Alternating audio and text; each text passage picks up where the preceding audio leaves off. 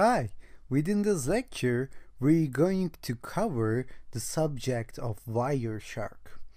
And Wireshark is a software that lets us analyze the packets within a network. As you might remember, within the previous section, we have built our ARP poisoning tool.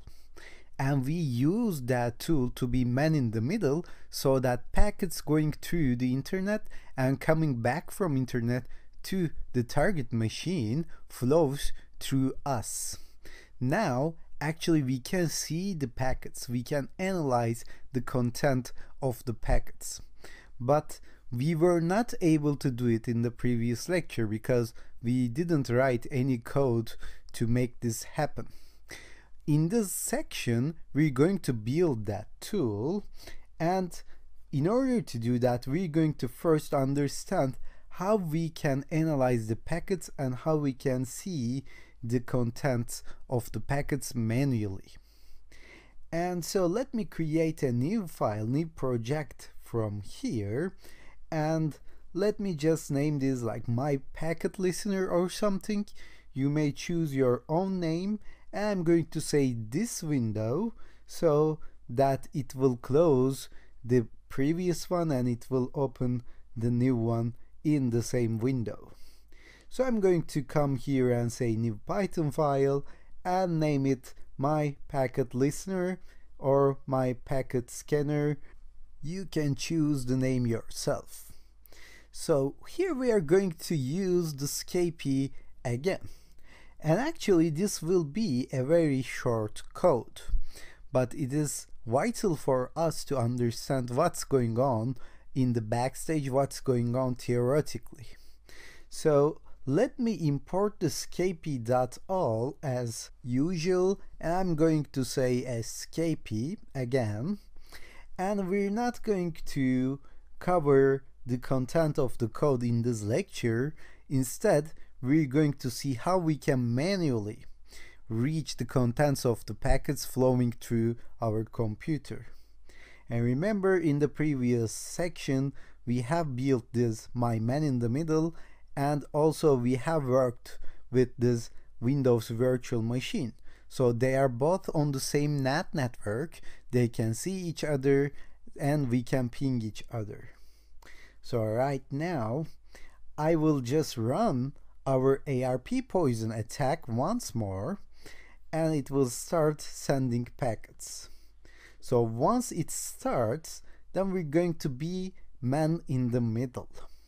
So you can confirm this, of course, by going to the Windows machine, and within the Windows machine you can run the ARPA table once again and see that the router has the same MAC address with Kali Linux. So now we are man in the middle, and we can see the packets in this time in fact. So let me show you a tool to do that. So click here, search applications, and search for Wireshark. So Wireshark is a tool that comes pre-installed within Kali Linux. And it's not a hacking tool actually, it's a network analyzer tool. So network administrators actually use that every day. So you get an error like this, you can just click on OK. And there are some interfaces in this dashboard where you can choose which one you want to listen on. So of course we are going to listen ETH0, and if you're working with WLAN O with a Wi-Fi card, for instance, and trying to get the network of another machine within the same network, you can listen on WLAN O. So if you click here to start, okay, this button here, it will just start listening on the ETH0 interface. So now we are actually analyzing through these packets, and we are seeing every packets, they're going in and out on this network.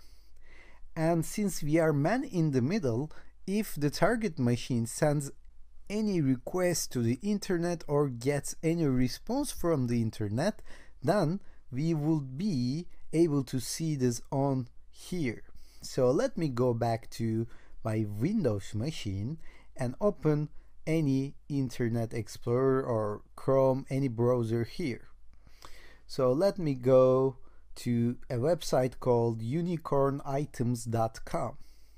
And this website actually works with HTTP, and we're going to see the difference between HTTP and HTTPS in the following lectures, but you might remember from the previous section in ethical hacking part that HTTPS actually encrypts the contents of the website's contents of the traffic, so you have to use extra tools in order to crack that. And you can just go and surf around web a little bit in here. You can open bing.com and search for something.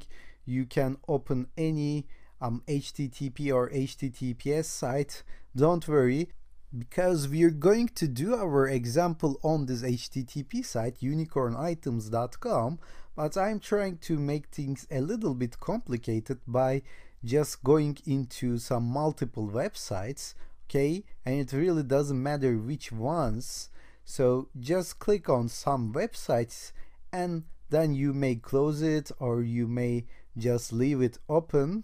But if you go too much websites, then you will have too much packets on the Wireshark to analyze. So I'm trying to simulate what a user does when they use their browser. Okay, so let's suppose our user goes to this website, and in here you will have a my account section, and just let's suppose that he or she is trying to log in by test and just give a random password like test and click log in. So this is a packet. Okay, so this is a request to this unicornitems.com. So they are trying to log in with a username and a password. So now actually we captured that packet. We're going to stop here, and within the next lecture we're going to see if we can find and analyze that packet to get the username and the password.